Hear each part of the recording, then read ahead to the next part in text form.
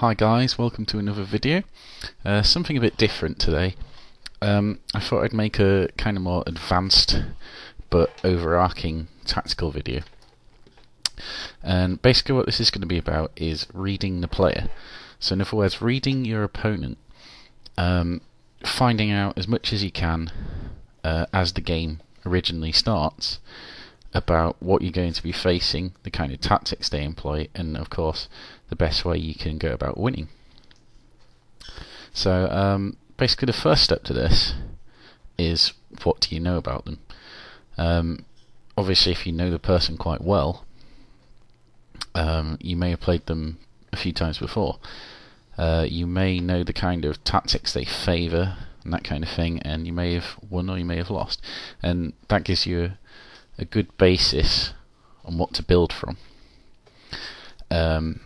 But for example, if you were playing this person or even meeting this person for the very first time, there are ways to tell certain things about them, and it doesn't have to be everything. It's not like Sherlock Holmes being able to tell like where they've been and what they did and that kind of thing. It's more like a general overview of their personality, so you can understand how to play better against them. So the first thing about what you need to know about them is, and this is also the most obvious thing to learn, is what kind of army do they have. So what army are they actually playing? Are they playing a Space Marine army? Are they playing a Chaos army? Are they playing a list with allies? So that's the first thing you can know, and that's easy enough. It's like, what codexes do they have there? What army are they actually playing? Every single army in 40k lends itself more to certain kinds of playstyle. And right off the bat, the kind of army they have chosen to field tells you something about them. So the obvious example is, like, do they play Space Marines? If they play Space Marines, and it's vanilla codex Space Marines, then chances are they favour a kind of tactical approach, a kind of versatile all-comers approach where they can adapt to anything. If they play Orcs, then without any kind of disrespect to Orc players, they probably favour a simple approach, either lots of shooting, lots of models coming across the table and attacking, kind of overwhelming force style list. And obviously that's not any less effective than any other, it's just probably what they're going to play because of the codex they've chosen. Tyranids are a similar one. I mean, if you're playing Tyranids, chances are you're running a kind of swarm list with some extremely strong monsters backing it up. And of course there's tricks here and there, but that doesn't really matter at the moment. It's just your first impressions of what they're playing. Okay, the next thing is the list itself. So if you can see their army list, or they have all their models already out, that kind of thing, you can see what they're playing. You can see the choices they've made in the units. So what kind of troops choice have they got? Is it cheap? Is it expensive? That will tell you whether they intend to get it into combat or not. What kind of guns have they equipped them with? What will their role in the battle be? That kind of thing. So you need to look at their army and the list in particular, and what does that tell you? Now you can take this a step further, and basically what this is do you recognise the list? Is it quite a common thing? Are they using the types of units that everybody uses? Are they using ones that the internet in particular says is really good? For example, if they're playing Space Marines, are they running in lots of Terminators? Are they running them in a Land Raider? Or are they using more unusual things like Vanguard Veterans, that kind of thing? This tells you a lot about their personality, but their disposition towards the game as well. So don't take as gospel your first impressions, because they can be easily tricked. But it's a good basis to build from. So you can see what their army does. You can kind of see how it's going to be used straight away. Okay, the other thing is their actual personality. When you talk to them and stuff, are they quite shy? Are they extroverts? If someone's shy, then they tend to be quite guarded, and as a result, they may play quite cautiously. They might have some big surprises in store to unleash, but they'll want to keep them hidden, that kind of thing. So you have to take a good look at their army and see what could do that kind of thing. If they're extroverted, they might favour bold kind of tactics in your face and basically kind of win through overwhelming force. Now again, this isn't 100%, it's probably not even 50%, but you've got to build up slowly and try and get the most likely idea of what they're going to do. So, find out what you know about them, that's the first thing. Now, the next thing you can use to kind of get what they're going to do is, do they want to go first? So, when you're rolling off, what's their reaction? Did they win the roll and were they happy? Do they choose you to go first or not? If they lose the roll, how annoyed are they? Try and figure out, because people will express their frustration if they were trying to go first. So just try and pick up on that. And again, what side of the table did they pick if they picked? Are they happy or sad about if they didn't get to pick about what side of the table they're on? Are they happy about the mission you're playing? I mean, that alone can show the strengths and weaknesses of the list they brought or their battle plan. So these kind of things will help you realise how fast moving they're going to be, how important it is to get on top of you immediately, to try and overwhelm you, that kind of thing. So look at what's going on and see how they play. Do they try and seize the initiative? Because you don't have to, of course. That will tell you a lot as well. Again, do they seem very hopeful to seize the initiative? Have they built in extra methods to try and do that? For example, Grey Knights with Inquisitor Kotes. So, look at these, because it does help you determine the kind of player they are and what they will be trying to do.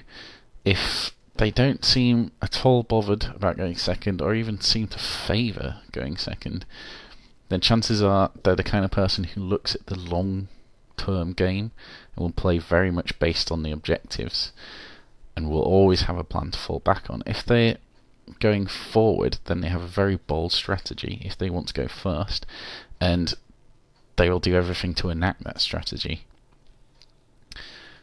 At which point you need to be able to weather the storm or try and contain it and frustrate them from doing that. So that's the first 2 points. The third one is deployment method. So where do they deploy their units on the table? So do they put their tanks in hiding? Do they put them up front and brazen? Do they give you lots of targets to shoot at? If they do, and they don't seem to be covering certain ones, then chances are they want you to shoot at those units. Do they try and protect certain ones? There can be red herrings in this kind of thing, but generally people will have certain units that they expect certain things from, and their deployment will betray these kind of things to you. So not only is it where they deploy units and how they deploy them, but it's also which do they deploy first. So it seems silly, but basically this tells you which units they find the most important. Because you think about when you're setting up the table, and the first thing you do is find, right, I want to, for example, deploy a Thunderfire cannon first, because I want it to have the largest arc of fire possible. So I'm going to pick the best ruin spot for it, and bolster that ruin with the Tech Marines bolster ruins. So I deploy the Thunderfire cannon first. Now what does that tell your opponent? It means that I'm willing to forego the benefits of this terrain for everything else in my army, so long as the Thunderfire cannon is in the right place. That means the Thunderfire cannon is the most important unit on that table to me, and I might not even know that myself, but that is the facts of it. What do I deploy after that? These are the most important units. People will only deploy the units that don't matter as much, or are basically there to facilitate the use of other units after they've deployed the key things in the key places. And also take a look at what they keep in reserve.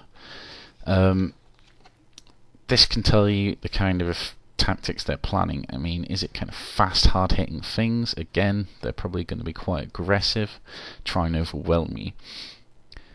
If they're not, if they're kind of like basic troop choices and stuff, then again, they're basically going to try and distract you and win the game later by bringing them on and holding objectives. So again, you can tell a lot about what they're going to try and do simply from their deployment. Okay, and another key thing in reading your opponent and winning is, what would you do with their army? So in other words, look at how they've deployed. Did they want to go first? Are they happy? What kind of player are they and stuff? What are the units they've got? And what would you do with that? What is their battle plan? Can you work that out? How would you use their units to the best effect? And this is very, very hard to determine accurately, especially in the short amount of time you have. But with a lot of experience, you can take a glance at what they've got, worked out the other kind of things that you think they're going to do, and because of that, you have a good chance of basically playing their army ahead of time instead of them, if that makes sense. And if you know that, if you have a good idea of what will happen, then you can usually find their weaknesses in making that happen. It also means you can better counter their own movements, you can frustrate their plans and stuff. And also, if you're imagining that you're playing with their army and enacting your own battle plan, then you can work out what the weaknesses to accomplishing that plan are, and thus you can stop it in its tracks.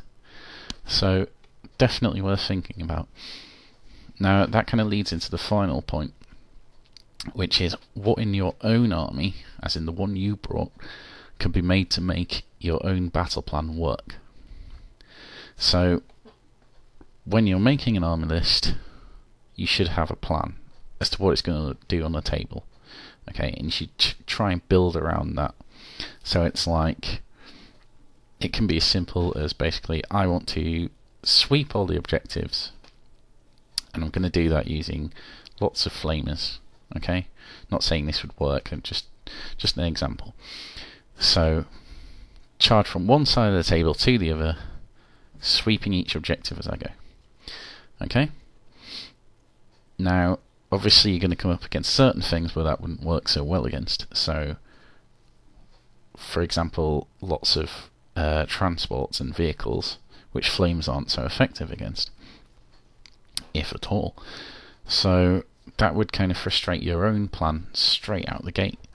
However, if you know what their battle plan is going to do, and you can figure out their kind of thing, like what they're planning on doing and that kind of thing, if you can frustrate them from doing that and stop them kind of playing the way they want to, then you can react accordingly and win the game through another means, like secondary objectives, or simply making it as awkward as possible to clear you from objectives, that kind of thing. You can adapt to your own battle plan to still work. Sweep the objectives that they can't hold because they're all in vehicles and they spread themselves too thin, that kind of thing. So, worth doing. And it's also worth bearing in mind that making your own battle plan work is much more important than the other parts of reading the player. The other parts are basically just there to help your own battle plan working, because at the end of the day, you can't completely judge a character straight off, not until you know them well at the best, at any rate. So take it each part with a pinch of salt, expect the unexpected, as they say, and work around it accordingly. Make sure your own battle plan works, but try and use these to get the advantage. And once you've got that advantage, just keep pushing it push it as much as you can, and then good things will happen for you, and you should hopefully win. So that's pretty much it, really. Hopefully you understand what I'm talking about. I will have more tactical videos soon, specific to units and so much, when the new Space Marine Codex comes out. I'll go into quite some depth on that. So, thanks for watching or listening or whatever. If you'd like to see more, please subscribe, please comment, let me know what you think, and I'll see you later.